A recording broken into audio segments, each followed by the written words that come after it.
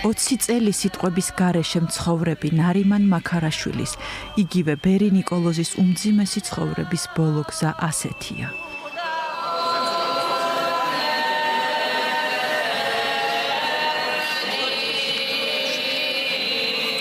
სოფლიოს მლოცველიო, მართლმადიდებლობის მცველიო, სიყვარულის ფორმულად. საკუთარი მრევლისთვის იგი თანამედროვე წმინდანი იყო. ვიღაცეებისთვის განკაცებული ღმერთიც და ვიღაცეებისთვის უცნაური კაცი, ფსიქიკურ ჯანმრთელობასთან დაკავშირებული პრობლემებით. მინდა რომ სასუფეველი დაუმყიდროს უფალმა. ამინ, ამინ.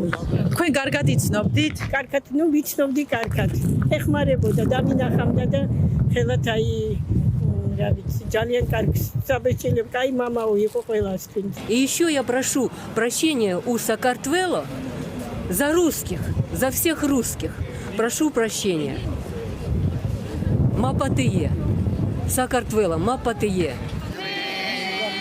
მასთან გამოსამშვიდობებლად მისულ ადამიანებს სასწაულები სჯერათ. ისინი გვიყვებიან ხილვებზე, უკურნებელი სენისგან და უშვილობისგან განკურნების ქრონიკას გვიზიარებენ. ერთუშვენი ერთ დღეს სახლში ვზივარ, რუსეთში ხდება ეს და დღის სულზე, მზის სულზე, აი სადაც ვიჯექი ჩემს წინ იყო კედელი და კედელიდან გამოვიდა მამაო, აი ასე ამ ფორმაში და დამენახა, გაჩერდა და როგორც გამოვიდა, ისე გავიდა. მამაოს კარებთან ვდგავართ, მთელი ჩემი ოჯახი, დედა ჩემი შვილები შვილიშვილო გვიღებს კარებს და იმ ფორმით ვხვდება. მაცხოვრის ფორმით ვხვდება და შენ გვიპატიჟა სახში და ვიგრძნო მთელი ღამე წვალობდა იმისთვის, რომ აი რაღაცეთ გაგომასპინძლდებოდა. ნუ ეს ასე აღვიქი, რომ დედა გადარჩებოდა და მართლაც ბევრი წვალების მერე დედა გადარჩა. ბერი ნიკოლოზი მრევლს ბოლოს 9 აპრილს ეკონტაქტა. ამ დღის შემდეგ იგი ცოცხალი აღარავის უნახავს. სამედიცინო ექსპერტიზის დასკვნით, როცა იგი იპოვეს 2 დღის გარდაცვლილი იყო. ეს 19 აპრილს მოხდა. დეტალები ზუსტად იქ შიგნით რა მოხდა, ვინ შევიდა, მანამდე ან შევიდა თუ არა ვინმე. ჯერჯერობით უცნობია ეს ყველაფერი ჩემთვის პირადად. ჯანმრთელობის პრობლემები ჰქონდა ბოლო დროს? ჯანმრთელობის პრობლემები მამა ნიკოლოზს ჰქონდა, ეხლა არა.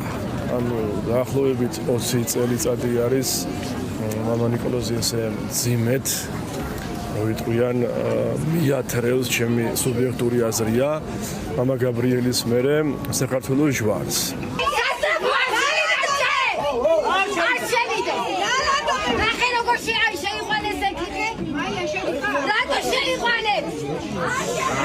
ფონიჭალაში მდებარე ამ ბინაში, სადაც ბერმა წლები იცხოვრა, ექიმს რომ არ უშვებდნენ კადრებშიც ჩანს.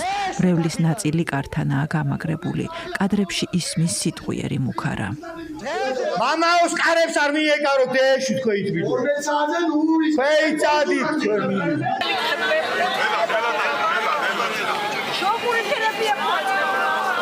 ლაზარე მისი კლასელი და ბავშვობის მეგობარი იყო.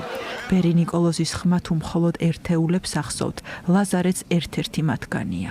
რახან ამხელა ბერი სხვის დაავადებებს ტვირთულობს, სხვის ეს ბერი გაბრიელიც ასე იყო, ხო მას მთელი დაავადებები, ასე ვთქვათ, სხვების შეგროვილი აქვს თავის ორგანიზმში საიდუმლო გზით. თუმცა სისხლი უხრწნელია ამ დროს, არა? ბერი გაბრიელის შემთხვევაში ასე, ანუ სისხლი უხრწნელია ნიშნავს აბსოლუტურად ჯანმრთელია. ყველა სასულიერო პირი პროფესიონალი არ არის, ხო? ყველა მორწმუნე პროფესიონალი არ არის, ხო? ყველა სასულიერო პირი რაღაცნაირად განსხვავდება ერთმანეთისგან, ხო? არის მოძღვარი, ასე ვთქვათ. ჩვენ მამა ნიკოლოზს თვლიდით მოძღვარად. გათბობის, ლოგინის, ცხელი წყლისა და მედიკამენტების გარეშე წლები ცხოვრობდა კაცი, ვისის სახელიც ბევრისთვის ღიმილის მომგვრელი იყო. ეს მრევლშიც იციან, მაგრამ როგორც თავად ამბობენ, სჯერათ რომ დადგება დღე, როცა მას ქრისტიანობის მცველად აღიარებენ. სამწუხაროს და საქართველოს სირცხვილი რომ ასე ვერ აღიარეს, მამა ნიკოლოზი ვერ შეიცვალა ქართველმა ერმა, რომელსაც თავი ჰქონდა გადადებული პირადად მას. ანჯვა წამებაში იყო სულაი, ყველაფერს მოკლებული, არა ადამიანურ პირობებში გზანდებოდა და ეს ერმა არ იცოდა და ქილიკობდნენ და იცილოდნენ. დაკრძალვის დღეს ეკლესიის ეზოში მოვიდა ქალი, რომელიც საბჭოთა წარსულში ბერი გაბრიელის მრევლი ყოფილა. მდუმარე ბერ ნიკოლოზს სწორედ გაბრიელ სალოსის იდეოლოგიურ მემკვიდრედ მიიჩნევენ. ღვთიური სხივი ყავს საქართველოს ერთი და არის პატრიარქი ერის, ხო? ორი პატრიარქი ყავს, ერთი ღვთიური სხივი და ის იყო ბერი გაბრიელი. ბერი გაბრიელის შემდეგ იყო ბერი ნიკოლოზი. ნახეთ როგორ დაუფასებულად. მამა ნიკოლოზი გვეუბნებოდა, მამა გაბრიელმა დაანგრია საბჭოთა კავშირი. გამიგეთ, ამას ამბობდა. წყაროების მიხედვით სალოსობა ქრისტიანული ბერმონაზვნობის წიაღში მე-6-მე-6 საუკუნეში იბადება. თავდაპირველად სალოსები იყვნენ ქალებიც. პირველად ეს ფენომენი გვხვდება, ასე ვთქვათ, ეგვიპტურ მონასტრებში, შემდეგ სწორდება სირიაში, ბიზანტიაში და ქრისტიანული სამყაროს სხვადასხვა ნაწილებში. რა არის სალოსობა? ეს არის წმინდანი, რეალურად რასაც ეკლესია აღიარებს, როგორც ეკლესია ასწავლის, სინამდვილეში ადამიანი, რომელიც არის წმინდანი, მაგრამ თავს იგიჟიანებს, თავს იმცირებს მაქსიმალურად, რათა აარიდოს საკუთარი თავი ქრისტიანულ ასკეზაში ცნობილ ერთ-ერთ უმძიმეს ცოდვას, ეს არის აპატავნება. გოდერძი ურგებაძემ, იგივე მამა გაბრიელ სალოსმა საბჭოთა სისასტიკის ყველა საზვერე გაიარა. სამხედრო აღლუმზე ლენინის უზარმაზარი სურათის დაწვისთვის იგი დააპატიმრეს, აწამეს და ფსიქიატრიულ საავადმყოფოში გამოგედეს. გარდაცვალებიდან 17 წლის შემდეგ კი წმინდანად შერაცხეს. საპატრიარქომ მისი წმინდანად შერაცხეთ, მე ვფიქრობ, რომ საპატრიარქო შეეცადა მასში სწორედ ეს დისიდენტური ასე ნაწილი მისი მოღვაწეობისა დაიჭრილა ჩემი აზრით. ნიკოლოზ მაქარაშვილი ბერად 1992 წლის 5 ივნისს აღიკვეცა და 3 წლის განმავლობაში სწორედ ბერი გაბრიელის მორჩილებაში ცხოვრობდა. მას მღვდელმსახურება საპატრიარქომ 90-იან წლებში შეუჩერა და ოფიციალურ მიზეზად ჯანმრთელობის მდგომარეობა დაასახელა. ამის მიუხედავად მდუმარე ბერის ირგვლივ მრევლი წლიდან წლამდე იზრდებოდა. უნდა ითქვას, ახლა რა დამოკიდებულება ჰქონდა თვითონ მღვდელმონაზონ ნიკოლოზ კონკრეტულად აი ამ ადამიანი აგრესიული ადამიანების მიმართ არ ვიცი. თვითონ მისი ნაწერები სავსეა ისეთი შეხედულებებით და უცნაური აზრებით, რომელსაც ზოგიერთი თვლის, რომ ეს არის რაღაცა აღმოსავლური სწავლებების, ბუდიზმის, ინდუიზმისა და ქრისტიანობის რაღაც ძალიან უცნაური ნაზავი. ბევრი ადამიანი, ვისაც წამს მისი წმინდანობა, ვის იყო მისი ძველი ნაცნობი, ლაპარაკობ აი აგრესიულ სექტორზე, მაგრამ ვიც ახალგაზრდობიდანვე იცნობდა მას.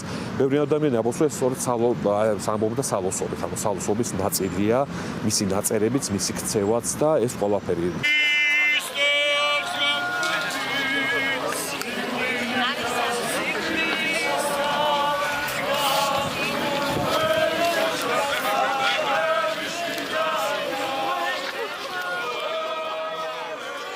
წარსულში კვანტური ფიზიკით, ფილოსოფიით, აღმოსავლური მოძღვრებით დაინტერესებულმა ნარიმან მაქარაშვილმა 20 წელი მდუმარებაში და სავარძელში მძინარემ გაატარა.